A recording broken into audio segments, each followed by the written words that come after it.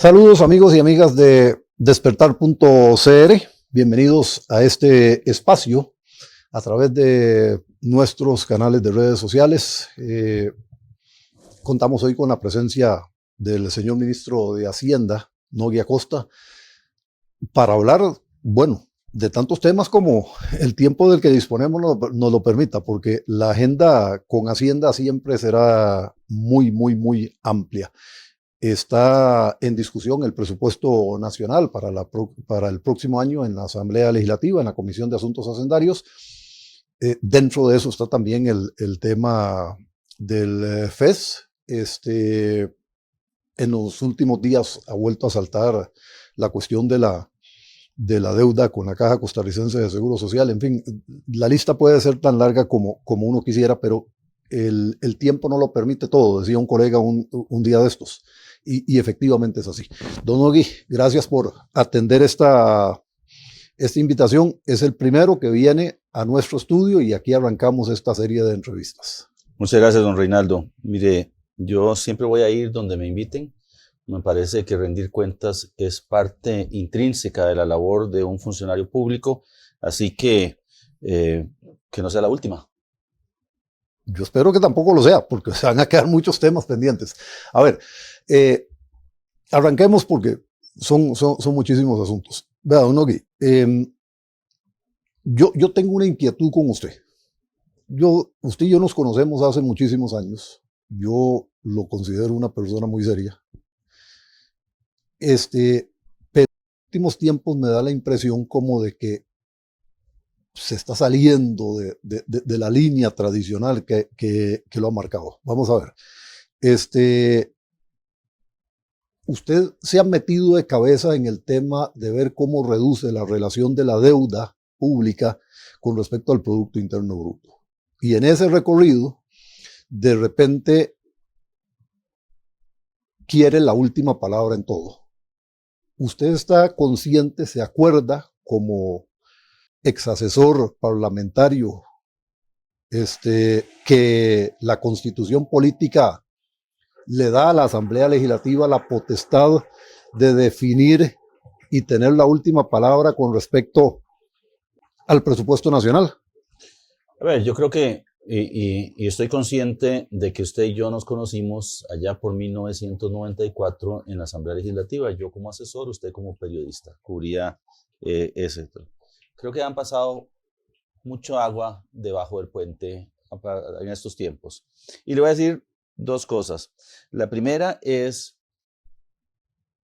entiendo muy bien el tema de la Constitución, entiendo muy bien cuáles han sido las decisiones que como país hemos tomado, el contrato social que firmamos, y firmamos a través de un proceso de construcción de ese Estado social de derecho.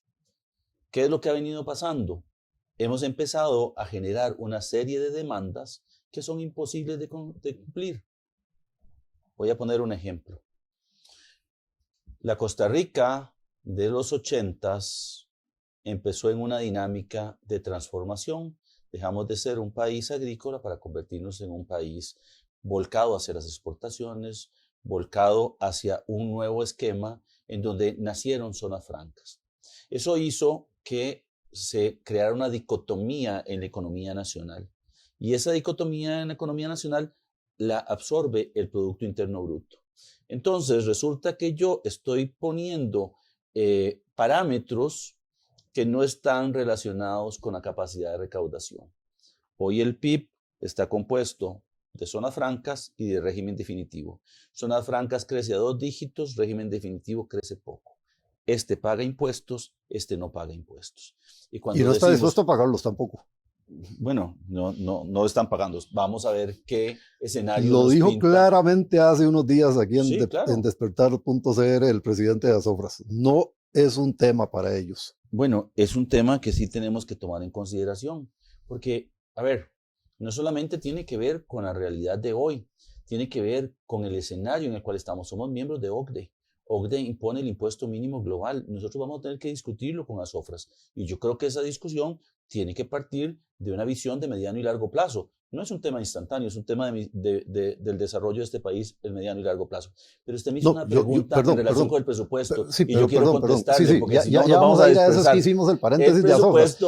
El presupuesto, bueno, es que está bien, voy a de aceptar Azofra, eso, pero tenemos que volver al presupuesto. Sí, ya vamos a volver. Es que lo de Azofra a mí importante. Por eso es que hemos querido poner el tema sobre el tapete. Y yo entiendo que va a ser una discusión, yo creo que es una discusión que ya deberíamos haber empezado. Pero creo que va a ser una discusión bien complicada porque el presidente de Azofra fue rotundo. Es más, el periodista que lo entrevistó casi se cae de la silla con la reacción que tuvo cuando se le hizo la pregunta. De ese nivel estamos hablando, ¿verdad? Ahora sí, volvamos al bueno, tal vez voy a contestar nada más ese tema.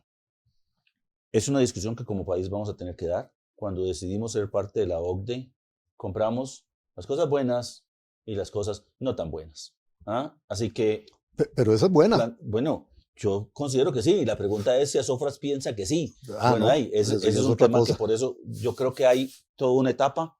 Estamos haciendo los estudios en este momento de cuánto nos generaría el impuesto mínimo global. Nos vamos a sentar con Azofras para ver cuál es el escenario en el cual estamos y después iríamos a la Asamblea, que es el único que puede aprobar impuestos. Así que es un tema que estamos claros. Y yo creo que hace bien usted en ponerlo en el tapete, porque me parece que tenemos que sentarnos con muchísima transparencia.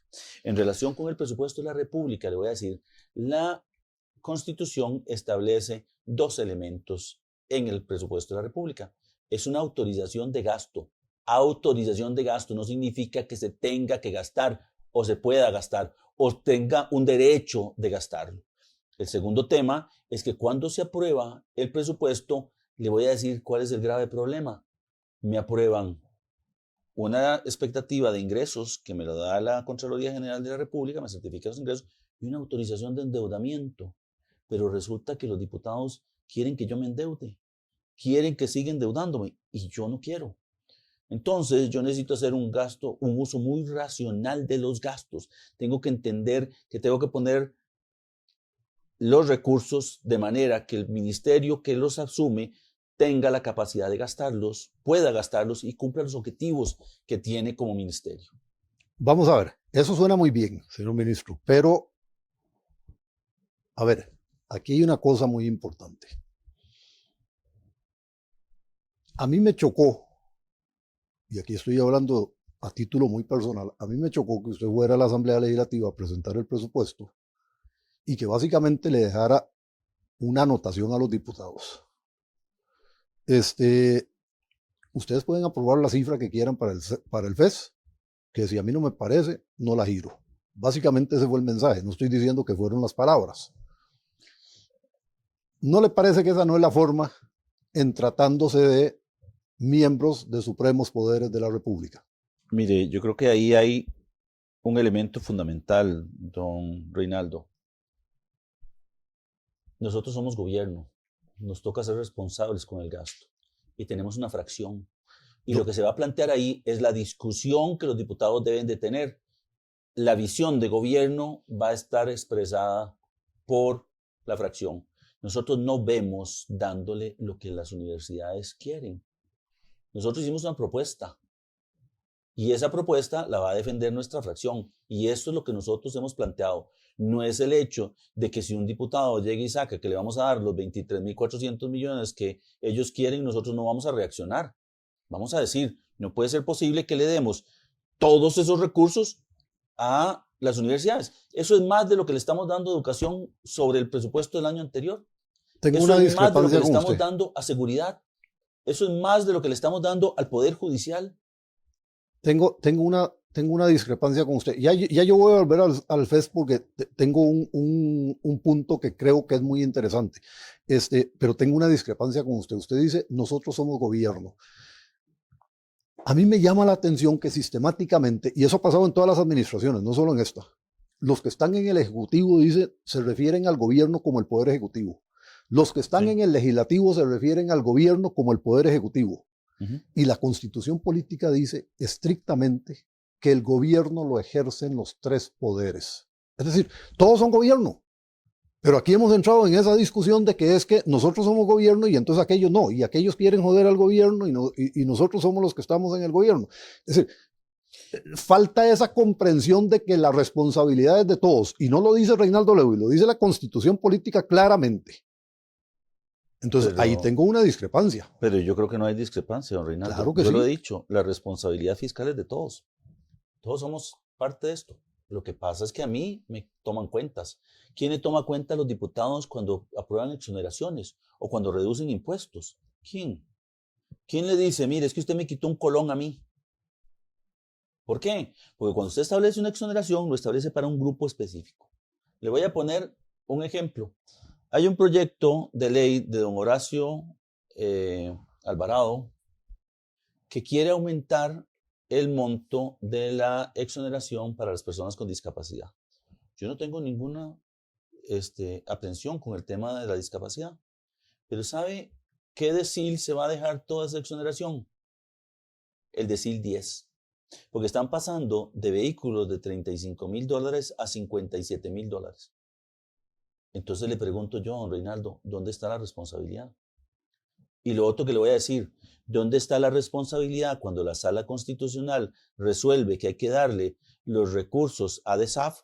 Que tampoco estoy en contra de eso, porque en el presupuesto de 2025 nosotros ya los estábamos presupuestando y yo le tengo que quitar 12,000 millones a educación. Usted le quita los 12,000 a educación porque usted está buscando de dónde sacarlos, pero la sala no le dijo quíteselos. ¿Y qué me decía la sala entonces? La sala le dice, no, pero es que vea. Es que es muy bonito hacer las cosas y llegar y pedir cuando usted no es el que esté enfrente de las cosas. Vamos a ver. Dígame una cosa, ¿la sala hace algo para generar recursos? Es que a la sala no le toca. ¿O si le toca a la sala generar los recursos? No, es que la Constitución les da el 6%, estamos por encima de eso, pero ellos pueden tomar decisiones con relación al uso del presupuesto. ¿Por qué? Porque ellos son los garantes de la Constitución, de acuerdo con la misma Constitución. Entonces, ¿cómo hacemos? Entonces... Por eso mi tema. Yo creo que aquí es cuestión de ponerse de acuerdo. Porque es muy bonito llegar y decir y tomar decisiones con relación al que le toca pagar. Le voy a decir una cosa. Vamos a ver. Sus hijos. Usted llega y tiene sus hijos y un hijo suyo le llega con una factura y le dice, papá, es que me fui a comer y de ahí, yo no sé, quería comer y usted me tiene que pagar esta cuenta.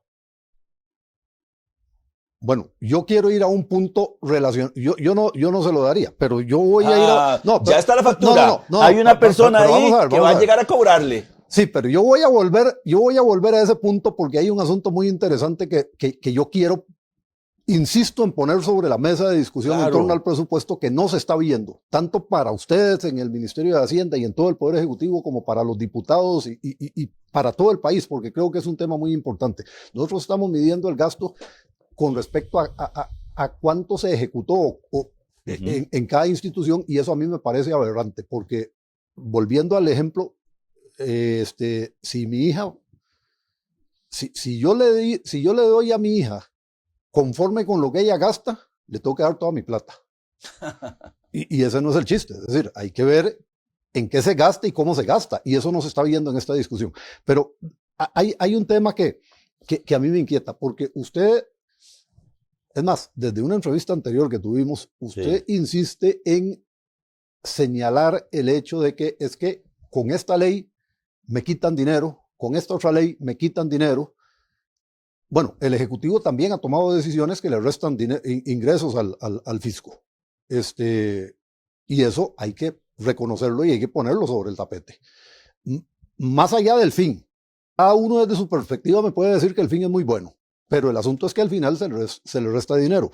Una de las leyes que más le ha molestado a usted y que lo repite todas las semanas, o casi todas las semanas, es la rebaja en el derecho de circulación. El impuesto a la propiedad de los vehículos. Bueno, el impuesto a la propiedad de los vehículos. Resulta que cuando se creó ese impuesto, se creó para generar recursos para el mantenimiento de las carreteras. Pero no se usa para eso. Entonces, ahí hay también otra parte de la discusión que usted no pone sobre la mesa. Sí, hay un impuesto que se dice que es para esto. Pero al final se usa para otra cosa y los que lo pagamos no podemos decir nada. Es la otra parte de la moneda. ¿A qué es a lo que voy con este señalamiento? Las discusiones deben ser integrales. no es solo me quitan plata, sino ¿para qué lo estoy usando? Desde hace años, no estoy hablando solo de usted, desde hace años Hacienda no usa esa plata para lo que es. Es más, en la administración Figueres crearon otro impuesto a la par, el impuesto único a los combustibles. ¿Por qué? Porque desde hace tiempo se viene usando esa plata para otra cosa. Y entonces, ¿por qué no limpiamos eso? Porque a lo que quiero llegar es a esto. Usted hace señalamientos de cosas que incluso pueden ser muy interesantes, pero no plantea las reformas para convertirlas en ley. Entonces simplemente lo que hace es que no acata la ley. Y si yo no acato la ley, a mí me meten a la cárcel. Pero, perdón, Reinaldo, dígame, a ver, usted dijo muchas cosas, sí. Voy a ir una por una. Sí. Número uno, cuando nosotros enviamos un proyecto de ley para rebajar el impuesto a la propiedad de los vehículos, lo mandamos con dos objetivos. Bajarle el impuesto a los vehículos a las personas de más bajos ingresos, tenía una mejor distribución. Y número dos, aumentarlo a los que tienen vehículos de lujo. Ahí el efecto era cero. Los diputados terminaron aprobando un proyecto de ley que no mejoró en absolutamente nada la distribución del ingreso. Y lo segundo es que le restó 68,000 millones de colones. Pero yo le voy a decir que una cosa, deberían Reinaldo, usarse para las carreteras y que no se usaban para las carreteras. pero entonces no le doy a educación. No, porque no, si yo llego y cojo todos los destinos específicos... Yo digo lo que dice la ley. No. La pregunta es, la ley 9635 estableció que cuando la relación deuda-PIB estuviera por encima del 50%, no hay destinos específicos. Así que yo estoy cumpliendo la ley. Creo que eso también debería tomarlo en consideración. Este año estamos por debajo, de acuerdo con los datos que usted mismo ha dado. 50%, estamos 59,4. No hay destinos específicos hasta el 2035. No, corrijo. Y ese es el tema que tenemos. No era 60. Me dijo otro tema en relación con impuestos que no cobraba. Yo creo que usted se refiere al tema de la ruta del arroz. ¿Ah? Sí, y le voy a decir cuál es el tema que es más interesante. No se aplica, porque siempre había desabasto y cuando había desabasto no se aplica el arancel. El tema de este impuesto es una barrera al comercio. Es lo más pernicioso, porque resulta que le está dando recursos a los que más tienen y quitándoselos a los 5 millones de costarricenses que comemos arroz. Ese es un problema. Y por eso se eliminó. Y la ruta del arroz tiene completo sentido. Tenemos que dejar de estar creando impuestos que lo único que hacen es beneficiar a un grupo muy pequeño de gente. Pero hay otro tema que usted señaló ahí. Y es si nosotros deberíamos, como país, financiarlo. ¿Qué financiamos con los impuestos? Yo creo que usted lleva razón en que nosotros somos malos comunicándolo. Pero usted sabe que esta circunvalación se paga con los impuestos que usted paga. Vamos a ver, No, espérese, es que no tiene que ver precisamente con el tema del impuesto a los combustibles. Esa carretera no está financiada con eso, directamente, pero indirectamente sí. Cuando usted llega y habla de los puentes, de la entrada y de la Lima, se termina, usted puede llegar y decir lo que sea, se está construyendo. Esa es plata de todos. Y no estoy estableciendo yo si es la plata que pagó Nogui Acosta cuando le echó gasolina a su vehículo o la plata que pagó el empresario que pagó su impuesto sobre la renta cuando hizo su declaración. Tenemos un problema de fondo. Hemos creado una serie de responsabilidades para el Estado y no le hemos dado los recursos. Y hoy estamos haciendo de tripas chorizo. Y no es este gobierno. Usted tiene mucha razón. Han vencido todos los gobiernos anteriores y van a ser los futuros si no logramos resolverlo. Pero a ver, yo dudo mucho que lo vayamos a resolver porque yo sí creo que lo vamos a resolver y le voy a decir por qué. Porque yo creo que este país ya tiene una nueva consideración. Claro que sí. ¿Cuál? Perdón, nosotros enviamos 4 proyectos de ley. Mandamos un nuevo impuesto sobre la renta personal, renta global. Número 2, mandamos un proyecto de reforma del Código de Normas y Procedimientos Tributarios para darle herramientas a la tributación para cobrar. Mandamos un proyecto de ley para establecer una especie de, digamos, de capacidad de arreglo de la gente que estuvo afectada en pandemia. Y mandamos un proyecto de ley que, digamos, nosotros habíamos planteado la posibilidad de bajar el marchamo sin afectarlo y ese tampoco lo aprobaron. No nos han aprobado nada. Y le voy a decir que es lo peor de todo. Usted que habla de esa situación de la Asamblea, mira qué triste, porque yo hablo con los diputados en privado y todos dicen hay que ir hacia la renta global. Tanto así que hay una comisión que estaba estudiando eso que lo recomendó. Y cuando usted habla con ellos dicen, no, eso tiene que presentarlo el Poder Ejecutivo. Pero si ya lo hicimos. Ministro, a ver, yo entiendo que el proyecto, el de este último, está avanzando en la Asamblea Legislativa. Cuando yo dije que no han presentado la reforma, yo no me refiero a esos 4 proyectos de los que usted está hablando. Yo me refiero a cambiar estas situaciones de las que venimos hablando. Por ejemplo, a decir, estos destinos específicos no tienen sentido y debemos eliminarlos para que se pueda priorizar correctamente el gasto. No hay una iniciativa en ese sentido, ni desde el Ejecutivo ni desde el Legislativo.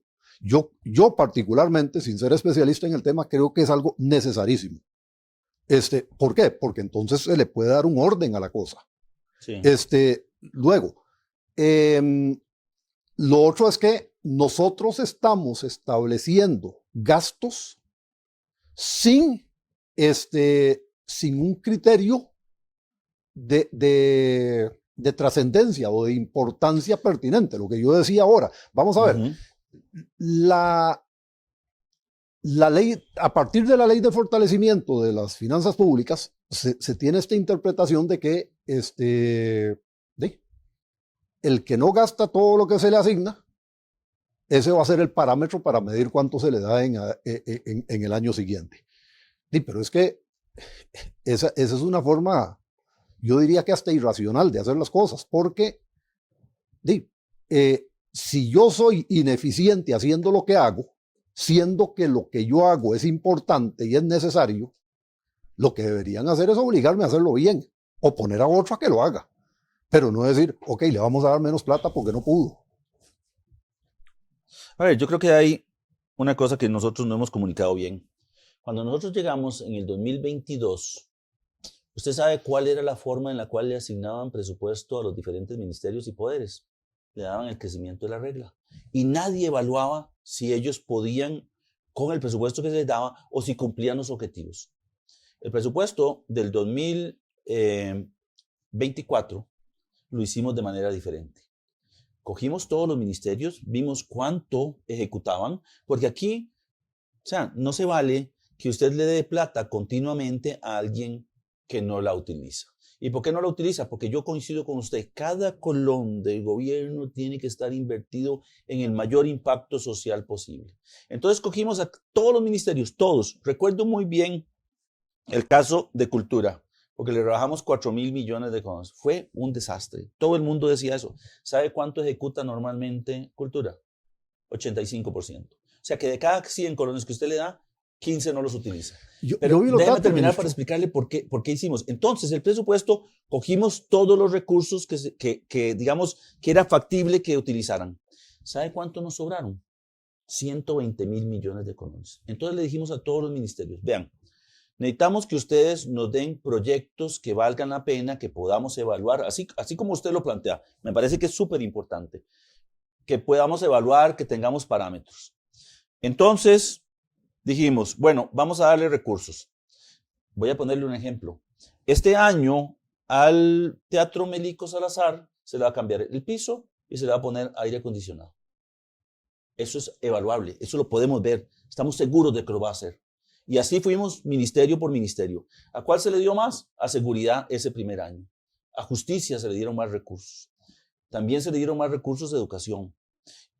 Le dimos más recursos. ¿Sabe a quién le dimos más recursos? Alguien que nunca tenía recursos. Al MISIT, al Ministerio de Ciencia y Tecnología, para que pudiese trabajar en el tema de ciberseguridad. Un elemento que aquí estaba completamente botado. Le dimos más recursos al Ministerio de Agricultura y Ganadería.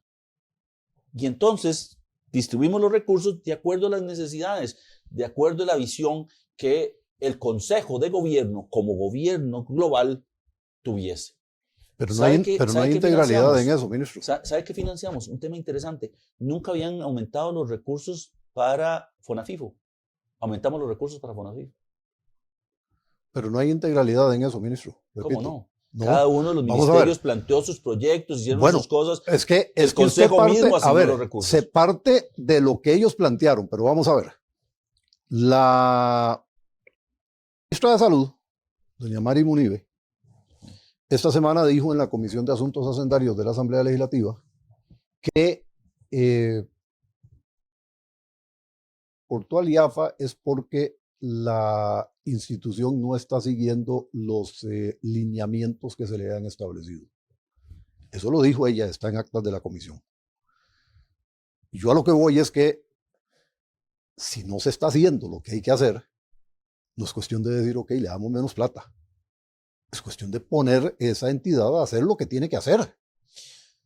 Mire, Para citar un ejemplo, porque hay otros casos. Pero voy a decir una cosa, Reinaldo. Yo creo que nosotros cometimos un error hace muchísimos años cuando empezamos a hacer órganos desconcentrados. ¿Por qué? Porque le dimos una independencia y se volvieron islas. Y no tiene la capacidad del ministro de poder generar directrices. ¿Qué es lo que ocurre? Si nosotros hoy vemos el IAFA, ¿cuál es el principal problema que tenemos nosotros? Ya ni siquiera es el alcoholismo, es la farmacodependencia.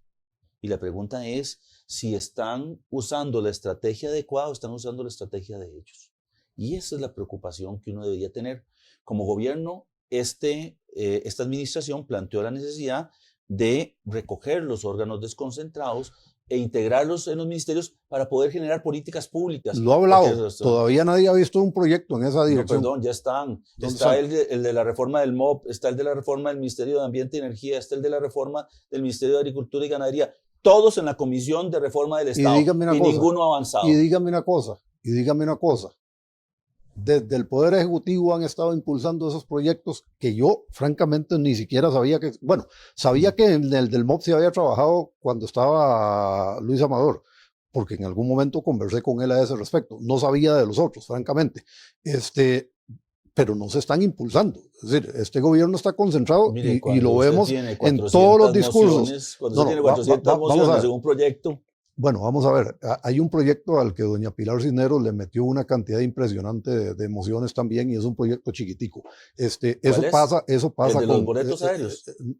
Bueno, ese es uno, pero yo me refería a uno de un parque en Santana. Sí, es una estrategia que todos usan, unos y otros, que no se debería usar, que no se justifica, que no es razonable. Estoy totalmente de acuerdo, pero lo usan todos, y acabo de poner dos ejemplos de la jefa de fracción oficialista haciendo lo mismo que usted está criticando. Pero yo lo que estás diciendo dos cosas. La primera es que decís que no planteamos ninguna. Ahí están los proyectos planteados. No los impulsamos. Tenemos 8 diputados y hacemos un esfuerzo grande por avanzar con los proyectos. Sí, pero conversamos con las otras fracciones. Sí, pero a ver, vea. Hay que verlo. Vea, le voy a poner un ejemplo de a qué me estoy refiriendo yo. Sábado por la noche en Cartago, el presidente habla sobre su proyecto de ley Jaguar. Domingo en la mañana en el Monumento Nacional el presidente habla sobre su proyecto de ley Jaguar. Y puedo seguir para atrás para que se demuestre que en todas las intervenciones públicas del presidente habla del proyecto de ley Jaguar. Yo no he oído a los jerarcas del Poder Ejecutivo hablando de estas iniciativas en ningún acto público. Bueno, a ver, voy a decirte una cosa. Vos sos periodista y has estado en la asamblea y entendés algo que es bien importante. Uno tiene una capacidad de incidencia política y tiene una serie de, digamos, de límites. Si vos llegás, tenés 3 años, porque todos se presentaron en el primer año, tenés 3 años sin avanzar, ¿qué es tu obligación? Darte vuelta y buscar otro camino para hacer las transformaciones. Puedes preguntarle, tráete aquí al ministro de Agricultura y Ganadería para que veas lo que tuvo que hacer. Tráete aquí al ministro de Obras Públicas y Transportes para que veas lo que tuvo que hacer. Porque eso fue lo que terminaron haciendo, tratando de encontrar otras vías, porque políticamente no se podía hacer. Ve, por ejemplo, caso mío particular, venta del Banco de Costa Rica. Hemos hecho 3 proyectos de ley, ninguno ha podido avanzar. Y voy a decirte, ¿cuál es mi objetivo? Resulta que si nosotros vendemos el Banco de Costa Rica, podríamos reducir la relación deuda-PIB en alrededor de 2.4, casi 3% del PIB. Aseguramos que este año salimos y tenemos un presupuesto del 2026 con esa visión que vos tenés del gasto social. Porque para eso es que queremos salir, para poder responder a todas esas demandas. ¿Cuál es el principal problema que tenemos hoy? Podemos invertir muy poquito en infraestructura. Todo el mundo reclama que estamos haciendo proyectos que ya estaban financiados, por supuesto, porque no nos podemos endeudar más. El único proyecto que hizo este gobierno de infraestructura, que es el PROEI, pasó 1 año antes de que se pudiera aprobar. Y tiene un plazo que probablemente lo va a extender hasta el siguiente gobierno. Entonces, ¿cómo puede ser posible que no podamos financiar? Que últimamente estamos pidiendo préstamos para apoyo presupuestario para poder resolver el problema del endeudamiento. En los que de nuevo tengo una discrepancia con usted. Me parece totalmente inaceptable su posición de no lo tomo si los diputados me dicen que tengo que usar ¿Usted leyó tanto el para periódico esto. hoy? ¿Ah? ¿Usted leyó el periódico hoy? ¿Cuál periódico? ¿Ah? No ¿Cuál lo voy a hacer periódico? aquí porque es la cuestión. Parte de los, ¿Mm? de los que no hacen muchas noticias buenas del gobierno. Pero le voy a decir algo. Expliqué por qué.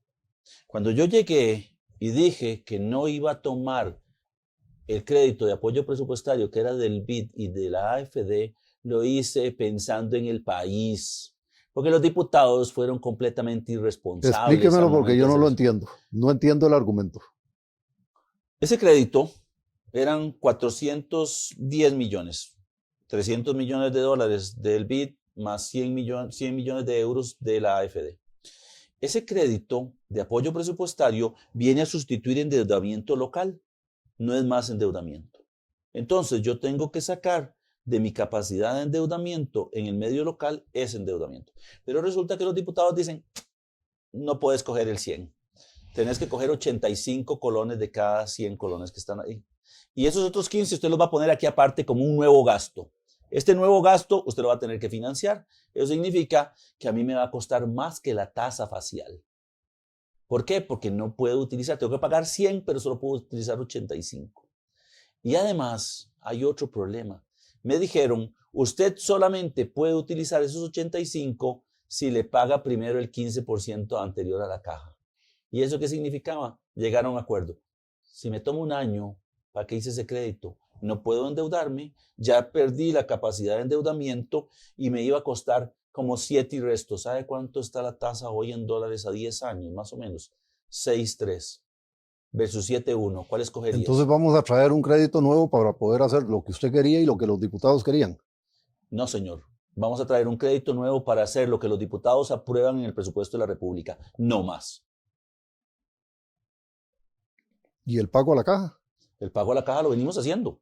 Y hemos venido haciendo pagos con los anteriores. Le pagaron a la caja lo que acordaron el año pasado. Este año, Sí, de este año no le han pagado nada. No, porque no tenemos acuerdo. Y estamos trabajando para darle al régimen de invalidez vejez y Dice muerte. el y hay gerente, 27.000 millones de colones en el presupuesto de la República para dárselos, adicionales a lo que normalmente le pagamos. Porque aquí la gente piensa que nosotros no le pagamos a la caja. Pero perdón, el Estado como patrono le paga a la caja absolutamente todo lo que le corresponde.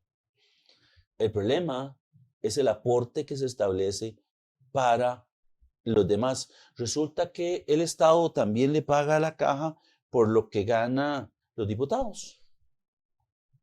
El Estado le paga a la caja por lo que ganan los que no son empleados públicos, todos los trabajadores de este país. Le pagamos por la planilla.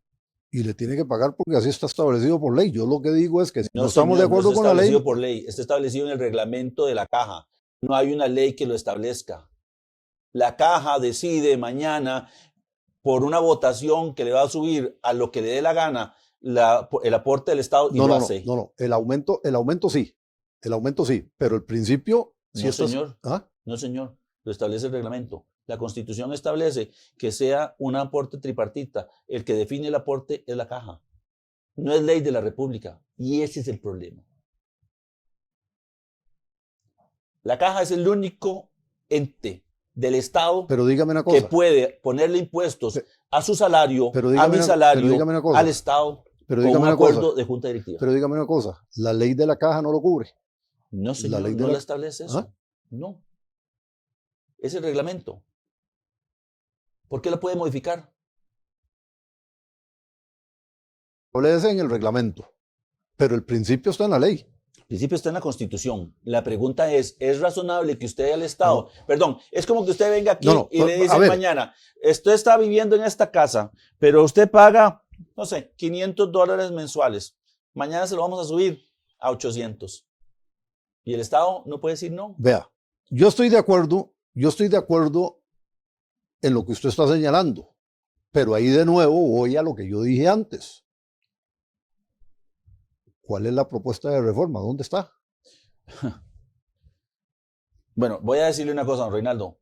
Sí. Me voy de aquí, salgo mañana y voy a hacer una ley, se la voy a dar a usted y la voy a presentar a la Asamblea Legislativa. ¿Y yo por qué? Quiero ver. ¿Yo por qué? No, para que usted la vea, para que ver si le gusta o no le gusta. No, Lo que pasa es que no me gusta lo que hay hoy. Ministro, Y ese es un tema que es complicado. A ver, pero, no es que vea, no es que a mí me guste o no me guste. Le voy a decir que hay otro problema, vea. don Reinaldo.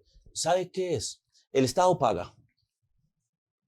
Y el día que la caja decide o por cualquier situación se le hace un hueco en su presupuesto, ¿sabe quién paga además? El Estado. No solo pago cuando está funcionando, también cuando le vaya mal, yo voy a pagar. Entonces la pregunta es, ¿por qué tengo que estar en los dos extremos? Ayudándole a que se sostenga y cuando se caiga, levantarlo. Tema que es complicado. Pero insisto, yo en el punto de fondo estoy de acuerdo con usted. Lo que pasa es que el Ejecutivo tiene iniciativa de ley. ¿Por qué no plantea la reforma? Ese es el tema al que yo voy. Usted me dice, es que hemos presentado algunos y están ahí en la Asamblea Legislativa. Bueno, por lo menos usted cumple con su parte. Ya si los diputados no le dan pelota, esa es otra historia. Pero vamos a ver. Es que me dan tan poquita pelota que yo a veces me asusto. Pero es que, don Nogui, con las actitudes con las que llega a la Asamblea, ¿cómo quiere que le den pelota? ¿Cuáles actitudes? ¿Ah? Voy a decir una cosa. Uno es responsable. Sí, yo estoy de acuerdo con Para él. uno es muy difícil llegar y tratar de explicar una y otra vez del impacto que tiene una decisión. Voy a ponerle un ejemplo. ¿Sabe cuántos proyectos de ley hay que crean una exoneración o que establecen algún tipo de reducción de impuestos? Usted dio el dato el miércoles en la conferencia de prensa en Casa Presidencial, pero le voy a decir una cosa. No están aprobados. Gracias a Dios.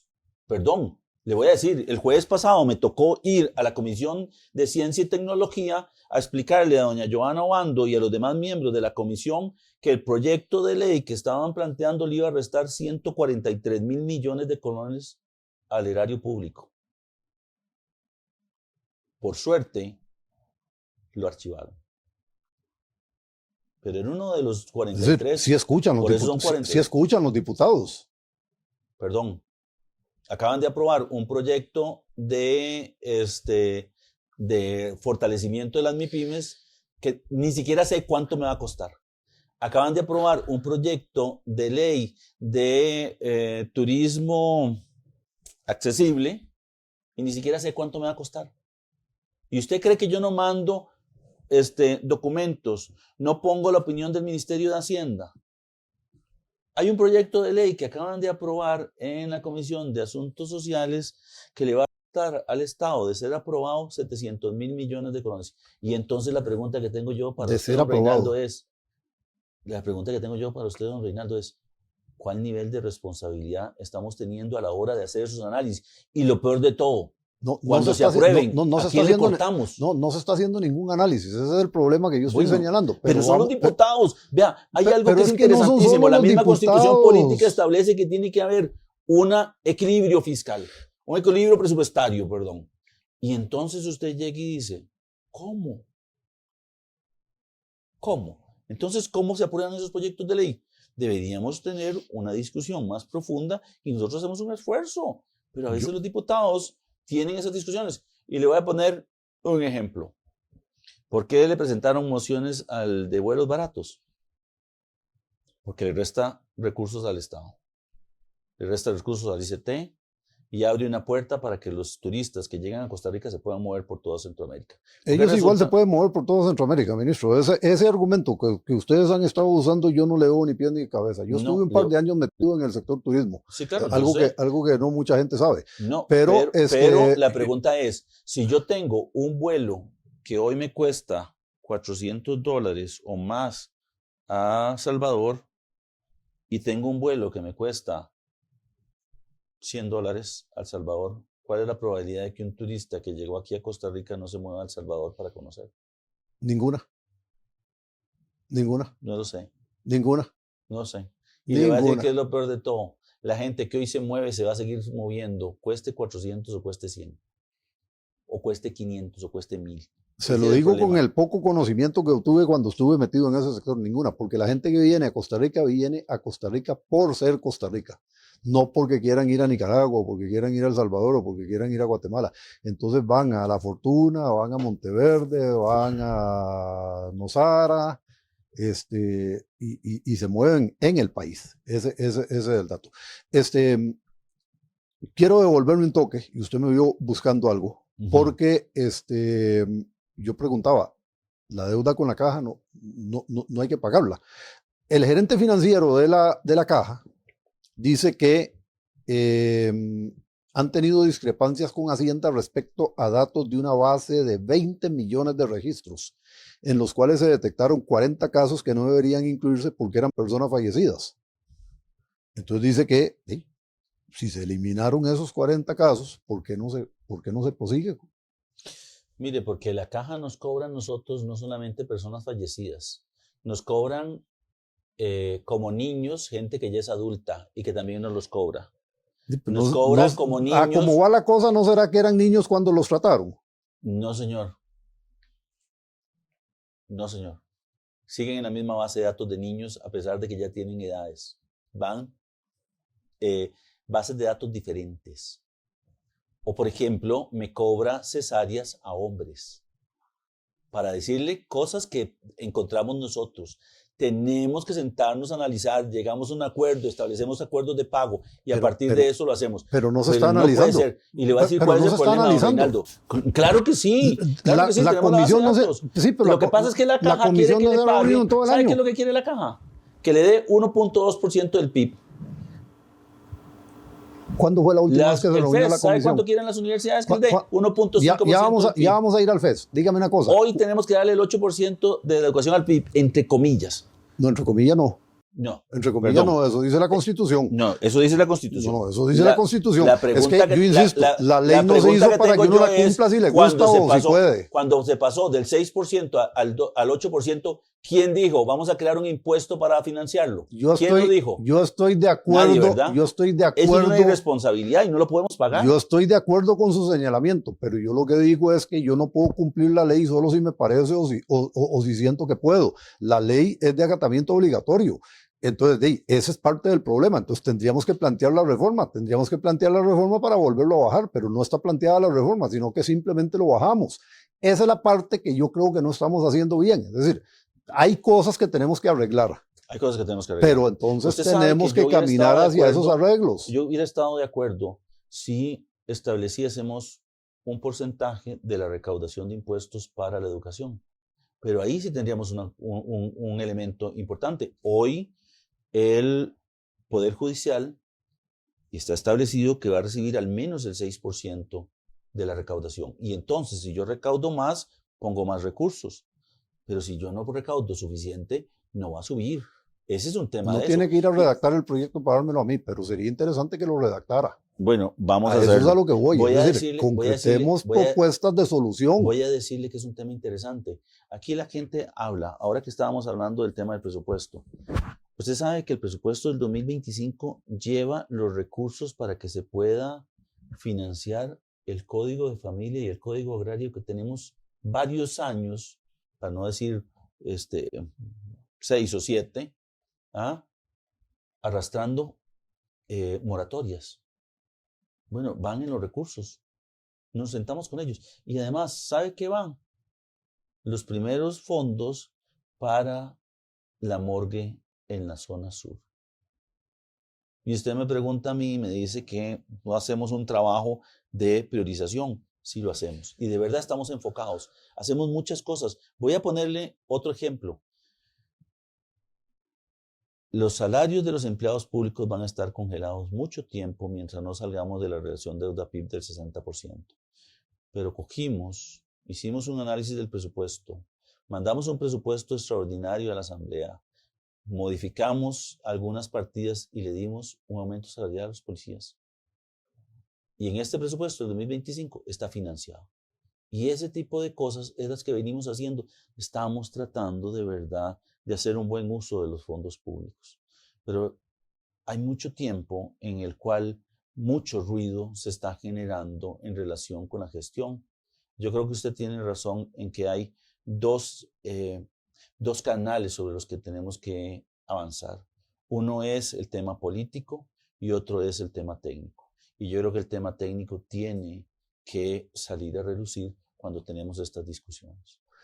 Pero no está saliendo, desgraciadamente no está saliendo. Entonces, ahí es donde yo veo una de las debilidades importantes. La otra cuestión es que le estamos quitando, insisto, integralidad a todo esto cuando detectamos el problema y lo tratamos de resolver saliendo o entrando por la ventana, en lugar de entrarle de frente y decir, mire, esto es lo recomendable. Voy a ponerle... Aquí está la propuesta de cómo deberíamos manejar este asunto, tomando en cuenta todos estos elementos que tenemos sobre la mesa. Pero le voy a decir una cosa, Reinaldo, mira que yo coincido con usted, pero ni siquiera me convocan. El proyecto de de turismo accesible, ¿no le consultaron al Ministerio de Hacienda? El proyecto de vuelos baratos, lo dispensaron de todos los trámites y salió en el plenario legislativo. Yo estoy de acuerdo con usted. El proceso de construcción de la ley es un proceso que tiene que analizarse quiénes están a favor, quiénes están en contra, cuáles son las consecuencias, cuál es el costo de esto, y a partir de ahí tomar una decisión. Pero no estamos haciendo eso. Totalmente de acuerdo, pero usted es corresponsable de eso, ministro. Pero si yo estoy sentado, estoy aquí a 200 metros y ni un solo diputado hace el esfuerzo de presentar una moción para que se me consulte. Pero cuando usted va a la asamblea y les dice, aprueben lo que quieran, yo después veo a ver qué hago, entonces ¿para qué lo van a llamar? Dígame una cosa. Si usted tiene la responsabilidad fiscal, póngase en mis zapatos, ¿qué le tocaría hacer? Vea, ministro. Cuando nosotros discutimos el tema de las rentas extraterritoriales, discutimos, dijimos, nos esforzamos, estuvimos en la comisión, llegamos al plenario, presentamos mociones, se aprobó, lo vetamos parcialmente, y los diputados lo resellaron. Le costó 10,000 millones de colones a las personas de este país para beneficiar a un pequeño grupo. Entonces, la pregunta es, ¿cuál es ese escenario de amplia discusión que tenemos que tener? Es que el Ejecutivo no favorece la discusión, el Ejecutivo favorece la confrontación. Pero le estás echando la culpa al Ejecutivo. ¿Y la Asamblea? No. O sea, la Asamblea hace el esfuerzo, la Asamblea convoca, la Asamblea discute, la Asamblea hace foros. No. La Asamblea también, pero es que desde el Ejecutivo entonces no puedes culpar solo al Ejecutivo. Yo señalé que eran las dos partes. Bueno, yo señalé claramente que eran las dos partes. Está bien que lo reconozcas, porque, perdón, no es solamente esto. La Asamblea ve al Ejecutivo como un enemigo. Y el Ejecutivo ve a la Asamblea como el ogro más grande del mundo. Y ese es el problema que tenemos. Pero, no entienden, dígame. Por eso yo empecé recordando la norma constitucional que dice que el gobierno lo ejerce entre los tres poderes. Sí, y eso se les olvida a todos, de uno y de otro lado. Y eso nos tiene en desgracia. Pero la pregunta es, entonces, ¿por qué no hay un escenario diferente? Porque ninguna de las dos partes quieren. Bueno, pero es que le voy a decir qué es lo que pasa. Una cosa, otra vez, la retórica. Usted puede decir lo que quiera. Cuando estamos discutiendo leyes, no la estamos discutiendo desde la visión de la Asamblea nada más. Tiene que participar el Ejecutivo. Y el único que puede establecer el proceso para que se apruebe la participación del Ejecutivo son los diputados. ¿Por qué no consultan? Ministro, ¿O por qué no invitan a las comisiones? Yo voy a todas las comisiones. Yo estoy un día sí y otro también en la Asamblea. Ministro, pero vea, usted en la primera intervención en esta entrevista dijo que, y lo voy a decir como lo dijo porque así lo dijo, aunque yo entiendo que es el Ejecutivo, pero usted dijo que el gobierno tenía una fracción oficialista. Claro. Bueno, ellos también pueden presentar mociones. Si no presentan la moción para que lo convoquen a ustedes, y también es culpa de ellos. A ver, otra vez, dije 8.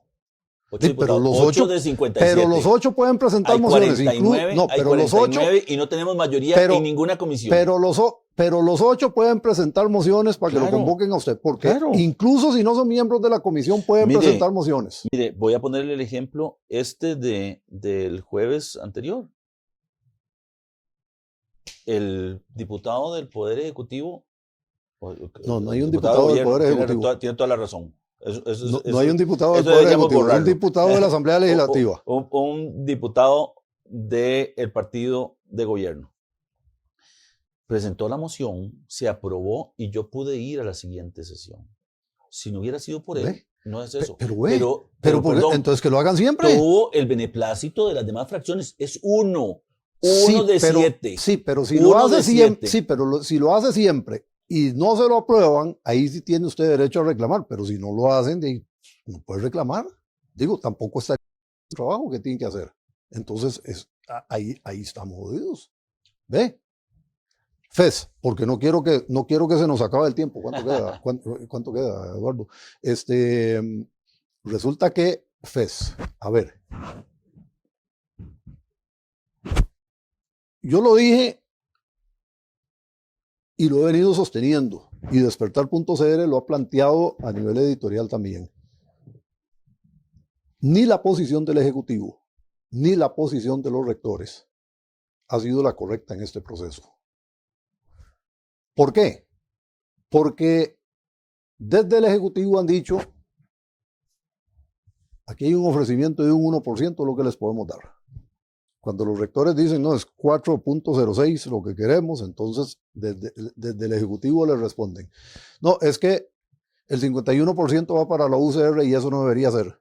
Es que la UCR no se está preocupando por las carreras estas STEM.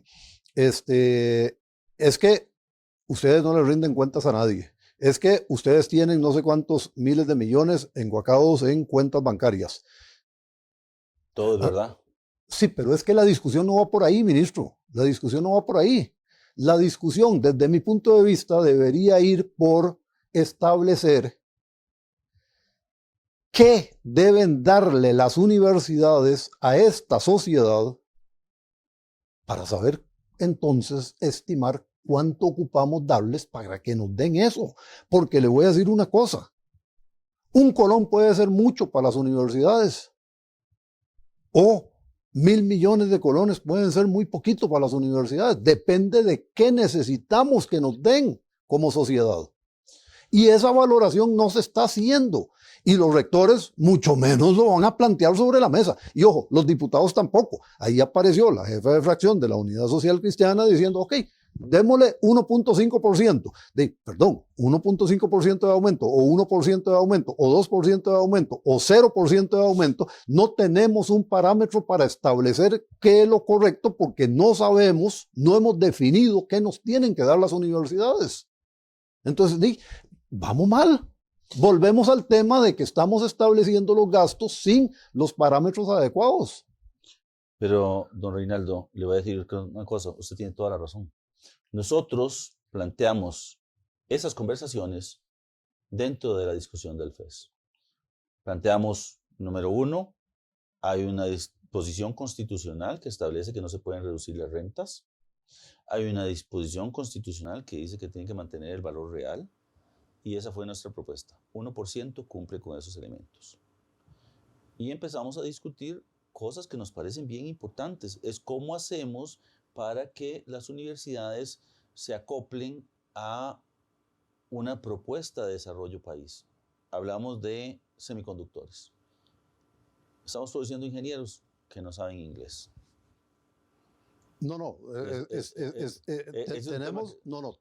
Tenemos costarricenses, no digamos que no saben inglés, tenemos costarricenses que no saben español.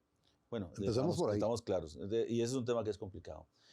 Les hemos dicho que hay que hacer un esfuerzo de reformar la forma en la que se distribuye el FES para poder permitirle a otras universidades crecer. ¿Por qué? Porque usted tiene universidades que están más ancladas en ese modelo de desarrollo. La Universidad Tecnológica, que no era parte del FES hasta que este gobierno la integró, porque no la habían querido integrar anteriormente, el TEC, que nos parece que es una universidad que tiene que regionalizarse y empezar a crear espacios y conocimiento en las zonas rurales. El tercer tema que a nosotros nos parece que es importante es discutir algo que ha venido pasando. ¿Usted sabe cuánto tenían de superávit las universidades en el 2018? No. 194.000 millones de colones.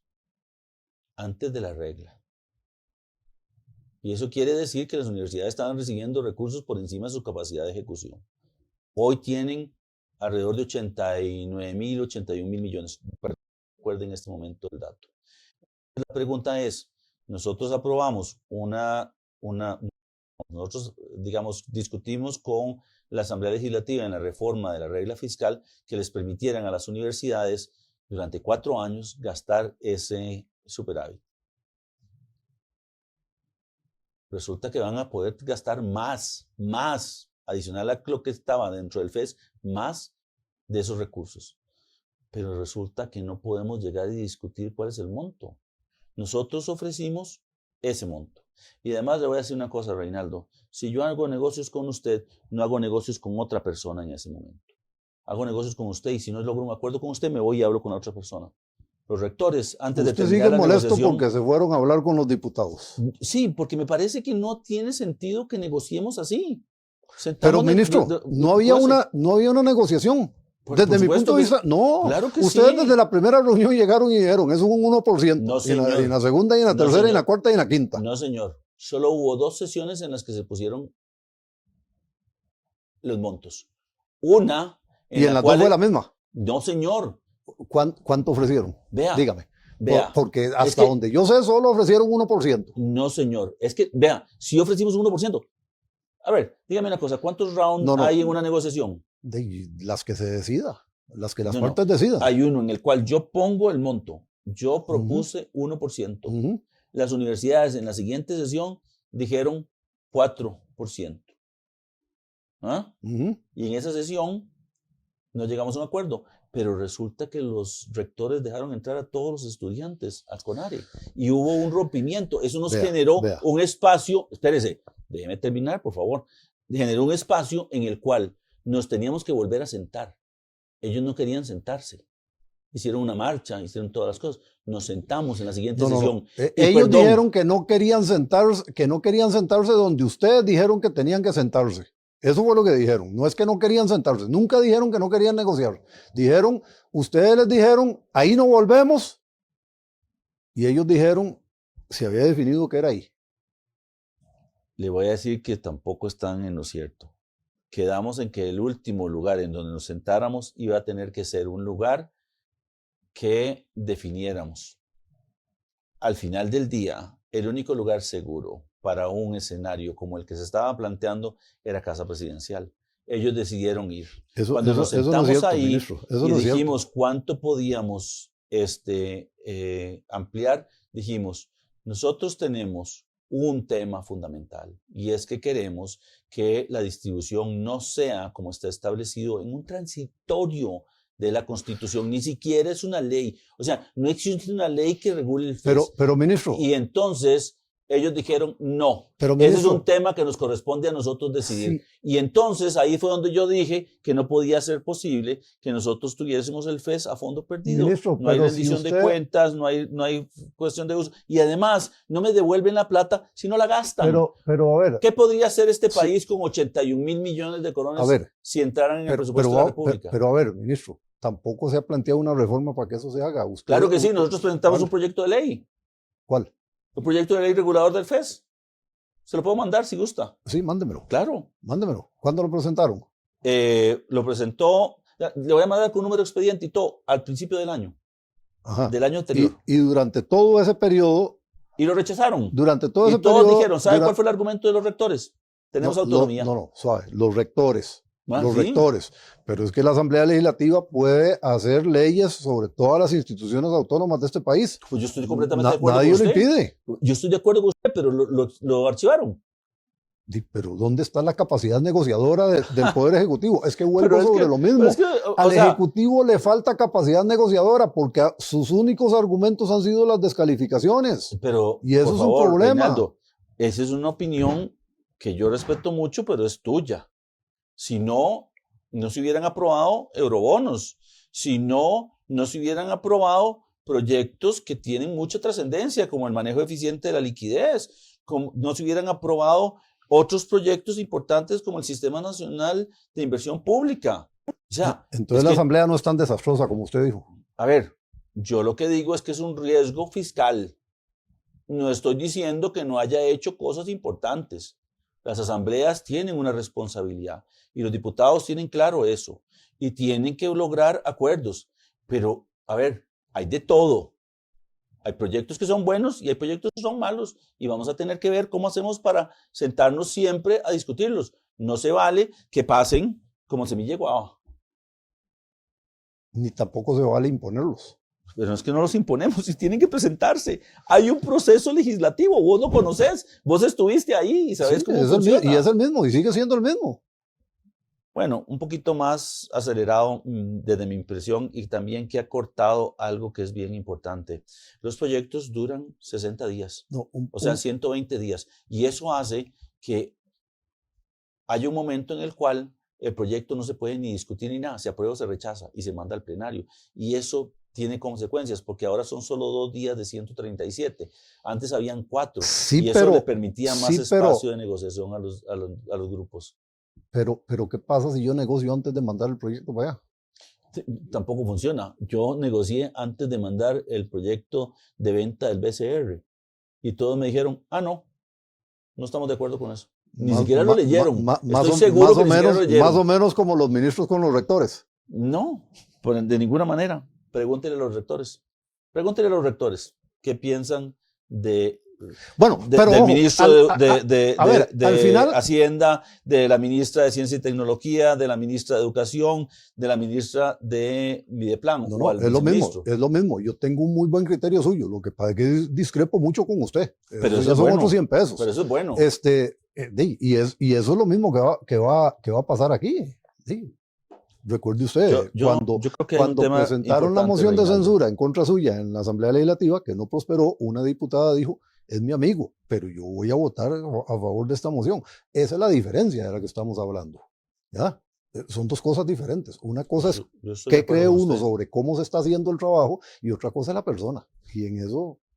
Yo creo que hay un tema que es bien importante, Reinaldo, y es lo que acabas de decir. Al final del día, este país es más que lo que es usted o lo que soy yo. Este país es los que son los 5 millones de costarricenses. Y cuando discutimos y analizamos, tenemos que pensar en ellos. No podemos pensar en un horizonte de un gobierno o en un horizonte de una persona. Este país merece un gobierno que vea hacia adelante. Un gobierno ejercido por los 3 poderes. Terminamos, se nos acabó el tiempo, ministro. Desgraciadamente se nos acabó el tiempo. Otra cita.